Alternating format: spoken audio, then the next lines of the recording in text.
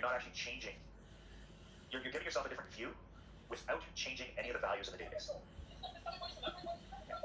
If I wanted to create a new column,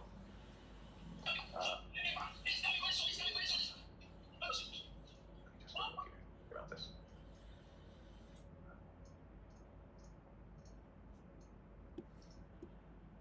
If I want to create a new column, I'm going to copy this. So that's the age band. Has everything maxed out there. Okay. Age band. Let's add a column based on this column.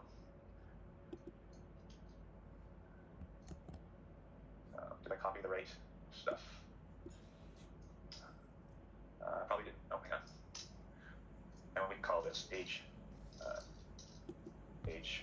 band average. Okay. So right away, I just wanted to show that I can use this exact same process to create a new column. And this is a numeric column. So I just took the exact same code and added the new column with it. Okay. So we can then transform any of these bands into ranges. It's the same way we did it before. So I went to edit column, and then I added a column based on this column. I want to see if I can access. Oh, there it is. I was like, where's the code on this? I'm going to change this. So here's copying this code, okay? And let's add a new column beside the average gross earnings. Here we go. So I'm going to edit column, add a column based on the average gross earnings. And I just copied this exact same Python code. And average gross earnings. And I'll just call it 2, the second column. And I've created it here.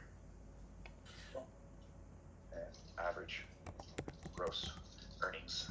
And I'll just call it 2, the second column. And I've created it here. Okay. Yeah. So this is, I just wanted to introduce how you can start working with sort of categorical data, converting it to numbers, calculate averages and formulas. You can use, you can programmatically update all the values.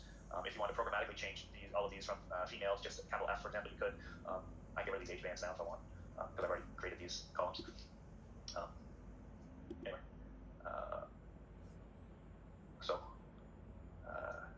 yeah, I think that's all I basically wanted to work with. I suppose I could have gone back right to the beginning, because it looks like I reduced it. I was only working with 22 rows. The initial project had a lot more than 22 rows, but I could undo it and then redo some of those calculations if I needed to. The real purpose of this exercise, though, was just to show you some of the power of some of these different tools that you can use to help clean data. And so when we were going through these slides, and I was mentioning all these different techniques, this is a tool that can exercise all those techniques for you and help you work and clean that data set. Okay? So hopefully you've learned something new with that tool. You'll start to experiment with it, explore it, use it throughout the rest of the program to help clean and prepare your data as you get ready for analysis and visualization. Okay? I'm going to turn off the recorder at this point.